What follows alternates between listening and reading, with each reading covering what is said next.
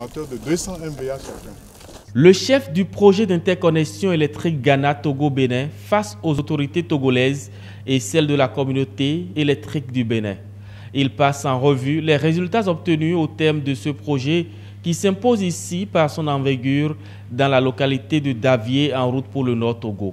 Une composante d'un vaste projet régional de transport d'énergie électrique dont l'objectif est d'interconnecter de l'ouest vers l'est les réseaux électriques du Ghana, du Togo, du Bénin et du Nigeria avec une ligne de transport électrique de 330 kV.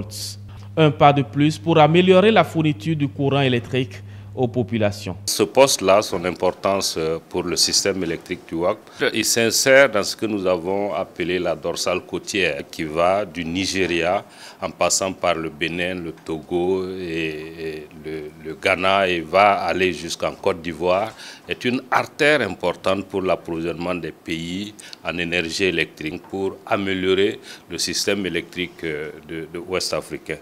Ici, nous avons donc deux lignes cette fois-ci. Nous avons l'ancienne ligne 161, mais nous aurons aussi la 330. Et on est donc sûr que, quelles que soient les situations, à tout moment, on pourra faire transiter l'énergie. Et c'est pareil. Pour les Béninois, vous remarquez souvent qu'il y a donc l'arrivée du Nigeria qui ne fonctionne pas. Avec cette situation, si l'arrivée du Nigeria ne fonctionne pas, nous avons la 330, donc on peut transporter de très grandes quantités d'énergie et avec des qualités quand même assez bonnes.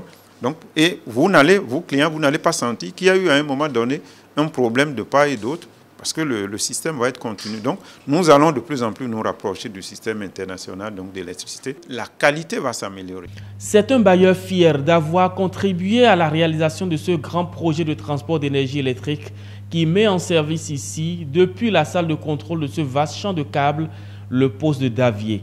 La République fédérale d'Allemagne y a contribué pour un don de plus de 15 milliards de francs CFA. Bon, c'était vraiment dans le contexte de la coopération de l'Allemagne avec l'organisation régionale, ça veut dire la CEDEAO, qui a organisé le WAP. Et donc, on a vu les efforts du WAP, de la CEB et aussi bien sûr du Togo pour alimenter les pays de la région avec électricité. Au nom du Bénin et du Togo et de toute la communauté ouest-africaine, le ministre togolais de l'énergie remercie le partenaire financier et se réjouit des retombées de cette infrastructure. La construction effectivement de ce poste, et de par ce poste, la construction de la ligne 330 va permettre de faciliter le transport de l'énergie électrique dans la sous-région et cela rentre aussi dans le plan directeur de la CEDEAO. Cette ligne